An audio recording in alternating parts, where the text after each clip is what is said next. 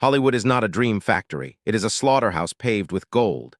We worship the faces on the silver screen, blinding ourselves to the darkness that consumes them. Marilyn Monroe found dead with a missing diary of state secrets. James Dean crushed by a cursed machine that hunted its owners.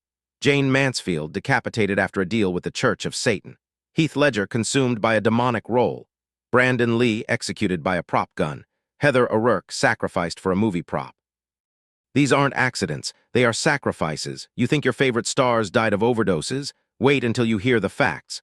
The monsters aren't under the bed, they are walking the red carpet. Today, 6 forbidden files are finally opened. Marilyn Monroe, the silenced goddess. We begin with the most photographed woman in history, Marilyn Monroe, whose death on August 5, 1962, remains the most glaring cover-up in American history.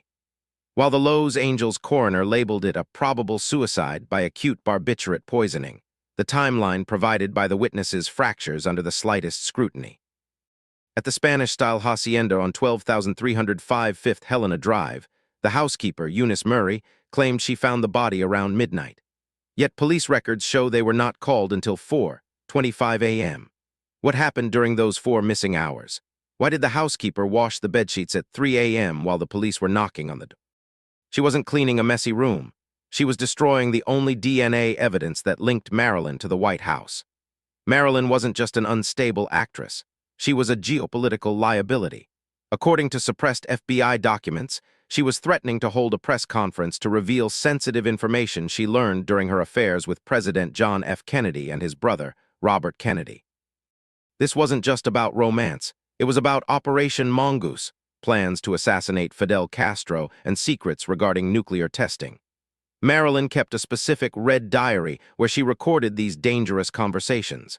That diary vanished from the scene that night and has never been recovered. The first officer on the scene, Jack Clemens, later stated that the room looked staged, like a movie set, with the phone in her hand placed too perfectly. The medical evidence is even more damning. The autopsy report noted a lethal amount of Nembutal and chloral hydrate in her blood, enough to kill 3 heavy drinkers. However, the coroner found her stomach was completely empty. There was no pill residue, no yellow dye from the capsules, and no crystals. This is medically impossible if she had swallowed the pills orally. The drugs had to be introduced directly into the bloodstream. A mysterious, fresh bruise found on her lower back, which was never explained by the medical examiner, points directly to a forced injection. Why in the world would a depressed woman lock her door overdose, but leave no pills in her stomach? And why in the last phone call she made, did she sound groggy but not suicidal, asking about her schedule for the next day? The CIA and the Mafia had wiretaps in her home. Why did the surveillance tapes from that specific night disappear from the archives? Why, for 10 years, did the surveillance cameras at the properties adjacent to hers malfunction only on the nights she had visitors? It wasn't a suicide. It was a professional hit to silence a woman who knew too much. James Dean, the Phantom Machine. On September 30, 1955, James Dean died at the age of 24, but the serial killer in this story isn't a person. It is a machine. Dean traded in his Porsche Speedster for a rare aluminum-bodied Porsche 550 Spider, which he famously nicknamed Little Bastard. The car carried a dark, heavy energy from the moment it rolled off the line. 7 days before the crash, Dean met fellow actor Sir Alec Guinness outside a restaurant in Los Angeles. Guinness looked at the sinister vehicle and felt a wave of nausea. He told Dean a specific prophecy. "If you get in that car, you will be found dead in it by this time next week." That prophecy was fulfilled to the exact hour, but the horror didn't end with Dean's broken neck on Route 466. The car itself began a rampage that defies logic. After the crash, the wreckage was purchased by car customizer George Barris. As the car was being unloaded from a truck at his garage, it inexplicably slipped off the trailer and broke a mechanic's legs. This was just the warning shot. Barris decided to sell parts of the car to other racers, spreading the curse like a virus. The engine was sold to a doctor named Troy McHenry and the drivetrain to William Eschrid. Both men installed the parts in their respective race cars for the Pomona Fairgrounds race on October 22, 1956. If James Dean was just a reckless driver, how do you explain that the engine of his car killed a doctor on a racetrack 2 years later? During the race, Dr. McHenry lost control and slammed into a tree, dying instantly. In the same race, Eschrid's car locked up for no mechanical reason, flipping over and leaving him with critical injuries. Can a machine possess a soul, or was it cursed from the assembly line? The curse continued. 2 tires from Little Bastard were sold to another man. Both blew out simultaneously, sending his car into a ditch. Finally, George Barris decided to hide the car, but the entity wasn't finished. While stored in a garage in Fresno, the facility caught fire. The entire building burned to the ground, incinerating everything inside, except for Little Bastard. The car sat amidst the ashes, virtually untouched by the flames, its paint merely blistered. In 1960, while being transported in a sealed boxcar from Miami to Los Angeles, the car vanished. The seal on the train was unbroken, but the car was gone. To this day, the location of the cursed chassis remains unknown, perhaps waiting for its next driver to make a fatal mistake. Jayne Mansfield, the Devil's Contract. Jayne Mansfield was widely considered the working man's Marilyn Monroe, a platinum blonde bombshell who rivaled the biggest stars in Hollywood. But while Monroe dabbled in politics, Mansfield's connections were far darker and more dangerous.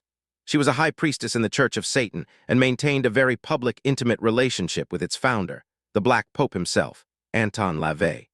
The glamour and the pink mansions were a facade for occult rituals that she engaged in to maintain her fame. In 1966, however, the relationship soured. LaVey clashed violently with Mansfield's lawyer and new boyfriend, Sam Brody, a man who openly mocked the Satanic Church and its practices. LaVey, furious at the disrespect, issued a specific and chilling curse in front of witnesses. He told Sam Brody, "You will die in a car crash within a year." Mansfield, caught in the middle, continued to wear the Baphomet medallion LaVey gave her, thinking it offered her protection from the crossfire. But you cannot play with fire without getting burned. Throughout 1966 and early 1967, Brody and Mansfield survived no less than 6 minor car accidents. It was as if death was practicing, getting closer each time.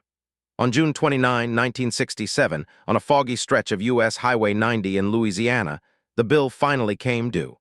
Mansfield's 1966 Buick Electra 225 was speeding through the night towards New Orleans for a television appearance. Ahead of them, a Mosquito fogger truck was spraying a thick white cloud, obscuring the road. The driver, Ronnie Harrison, never saw the trailer. The Buick slammed into the rear of the truck at full speed, sliding completely underneath the trailer. Look at the photos of her with the high priest of Satan. Was her horrific car crash just bad luck, or did she accidentally step in front of a curse meant for her lover? The impact was so severe it sheared off the entire top of the car, instantly killing Mansfield, Brody, and their driver. While urban legends say she was decapitated, the coroner's report states she suffered crushed skull and avulsion of cranium and brain. Sam Brody died instantly, just as LaVey had predicted a year prior. But here is the detail that freezes the blood. 3 of her children, including Mariska Hargitay, were sleeping in the back seat. They survived with only minor injuries. It was as if the entity that came for them had a specific list of names. It took the 3 adults in the front seat, the sinner, the mocker, and the driver, and spared the innocent children in the back. LaVey later claimed that he had been cutting Mansfield out of photos in his ritual room days before the crash, symbolically severing her head from her body. The curse was precise. Heath Ledger, the vessel. The death of Heath Ledger on January 22, 2008, is often attributed to an accidental overdose, a tragic mistake by a tired actor. But if you look at the evidence found in his apartment at 421 Broome Street in Soho, a much more disturbing picture emerges. Ledger didn't just act. He invited a chaotic, parasitic entity into his psyche. To prepare for the role of the Joker in The Dark Knight, Ledger locked himself in a hotel room in London for a month. He slept an average of 2 hours a night, isolating himself from human contact and creating what he called the Joker Diary. This book, which was later revealed in a documentary, contained images of hyenas, clowns, old comics, and chaotic scrawlings that documented his descent into madness. He wrote about death, chaos, and the silencing of the self. The final entry in that diary, written before filming even concluded, was a chilling farewell. They called it method acting, but why did he write bye-bye in large letters across the last page of his diary before the work was even finished? Did he invite something into his mind that he couldn't kick out? Jack Nicholson, who previously played the Joker in 1989, famously told reporters, "I warned him," when he heard the news of Ledger's death. Nicholson knew the role required tapping into a frequency of evil that is dangerous to the human mind. He implied that the character of the Joker is not just a role, but a dark archetype that consumes the performer. On the day he died, his masseuse, Diana Wallazin, found him unconscious in his bed. The toxicology report found a lethal cocktail of prescription drugs: oxycodone, hydrocodone, diazepam, temazepam, alprazolam, and doxylamine. This wasn't just insomnia. This was a man trying to shut down a brain that was screaming. Friends described him in his final weeks as haunted, speaking to things that weren't there, and physically drained as if his life force was being siphoned off. He told his sister he couldn't stop his mind from racing, describing it as if someone else was thinking for him. He became a vessel for pure anarchy, and when the movie wrapped, the entity didn't leave. It stayed until the vessel broke. Brandon Lee, the generational curse. The tragedy of the Lee family is not just a story of bad luck. It is the most terrifying example of a generational blood curse in Hollywood history. On March 31, 1993, at Coralco Studios in Wilmington, North Carolina, Brandon Lee was filming the final scenes for The Crow. The scene was simple. His character, Eric Draven, walks into his apartment and is shot by a thug named Funboy, played by actor Michael Massey. The weapon was a Smith & Wesson Model 629, .44 Magnum revolver. It was supposed to be loaded with blanks, cartridges that contain gunpowder for the flash and bang, but no projectile. However, a lethal chain of negligence began 2 weeks earlier. The prop department, trying to save money, decided to make their own dummy rounds for a close-up shot by prying the bullets off live rounds, dumping the powder, and reattaching the bullet. They forgot one crucial thing: the primer. When the actor pulled the trigger during the close-up, the primer fired, silently pushing the bullet into the barrel, where it lodged unnoticed. 2 weeks later, on the night of the death scene, the gun was loaded with full-power blanks. When Michael Massey fired the gun from 15 feet away, the force of the blank cartridge struck the lodged bullet, propelling it with the velocity of a live round. The bullet struck Brandon in the abdomen, severing his spine and lodging near his L5 vertebrae. He didn't just fall, he collapsed backward, and the director yelled "cut," thinking he was still acting. It wasn't until he didn't rise that the crew realized the horror. Brandon was rushed to the New Hanover Regional Medical Center, where he underwent a grueling 6-hour emergency surgery. He was given 60 pints of blood, his entire blood volume replaced 5 times over, but the damage was catastrophic. Dr. Warren McMurray, the trauma surgeon, later stated that the injury was unsurvivable. Brandon Lee was pronounced dead at 1:03 p.m. the next day, just 17 days before his wedding to Eliza Hutton. The statistical probability of this mechanical failure is 1 in a billion, but the horror lies in the prophecy. In Bruce Lee's final film, Game of Death, 1978, his character is a movie star who is assassinated on set when a gangster swaps a fake bullet for a real one. Brandon's death mirrored his father's fictional death perfectly, frame for frame, 20 years later. Conspiracy theorists have long pointed to the triads or a rumored curse of the dragon placed on Bruce Lee's father, stating that all the males in the family would die young. Brandon was buried next to his father in Lake View Cemetery in Seattle.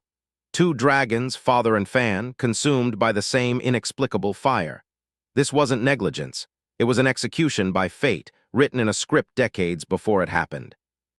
Heather O'Rourke, The Skeleton Sacrifice. The Poltergeist film franchise is widely considered the most cursed production in cinema history. It isn't just a scary movie. It is a documentary of defilement. The curse began with a single, arrogant decision made by the production team during the filming of the first movie in 1982. In the iconic scene where the mother, Diane Freeling, slips into a muddy excavation pit filled with rotting skeletons, actress JoBeth Williams assumed the props were made of plastic or rubber. She was wrong. She later learned the horrific truth in an interview. The production crew had purchased real human skeletons from a medical supply company called Carolina Biological because they were cheaper than manufacturing fake ones. This act of disrespect toward the dead triggered a chain reaction of mortality that decimated the cast. 4 cast members died during and shortly after the trilogy, but the most heartbreaking loss was Heather O'Rourke, the angelic face of the franchise who played Carol Ann. On January 31, 1988, Super Bowl Sunday, the 12-year-old Heather began complaining of severe flu-like symptoms. Her fingers turned blue and her stomach swelled. The next morning, February 1, she collapsed in her home. As paramedics rushed her to the hospital, she suffered a massive cardiac arrest in the ambulance. Doctors at the Children's Hospital of San Diego frantically tried to save her, but they were fighting a ghost. She had been misdiagnosed by Kaiser Permanent doctors for months with Crohn's disease, a manageable condition. The truth was far deadlier. She had a congenital intestinal stenosis, a blockage that caused her bowel to rupture, flooding her body with septic toxins. She died on the operating table at 2:43 p.m. The director later admitted to the use of the skeletons. Did they disturb spirits that demanded a life in return? Why did the little girl die exactly before the trilogy ended? The curse didn't stop with Heather. Her on-screen sister, Dominique Dunn, was strangled to death by her ex-boyfriend, John Sweeney, in her driveway just months after the first film's release. Julian Beck, Prophet Cain, died of stomach cancer during the second film. Will Sampson, the Native American shaman who actually performed an exorcism on the set of Poltergeist II to try and lift the curse, died of kidney failure shortly after filming Wrapped. Heather O'Rourke is buried in the same cemetery as Dominique Dunn, two victims of a production that valued profit over the sanctity of the dead. Hollywood saved a few dollars on props, and they paid for it with the lives of their children. When you connect the red strings between these 6 files, a terrifying pattern emerges. The entertainment industry is not a dream factory. It is a machine that requires fuel, and that fuel is human life. Whether it is the gross negligence of using real corpses as props in Poltergeist, the arrogance of summoning dark spirits for fame like Jayne Mansfield, or the ruthless silencing of whistleblowers like Marilyn Monroe, the red carpet is stained with blood. These icons achieved immortality, but the cost was a brutal early exit. The glitz is a mask for a predator that never stops hunting. Now I have a question for you. Which of these 6 stories haunts you the most? Is it the cursed car of James Dean that hunted its owners, or the demon that consumed Heath Ledger? Or do you know a Hollywood mystery even darker than these? Comment below. I will pin the most chilling theory. If you want to uncover the secrets the elites try to bury, you need to subscribe and turn on notifications right now. The investigation is far from over, and the next name on our list might be someone you idolize. Sleep well if you can.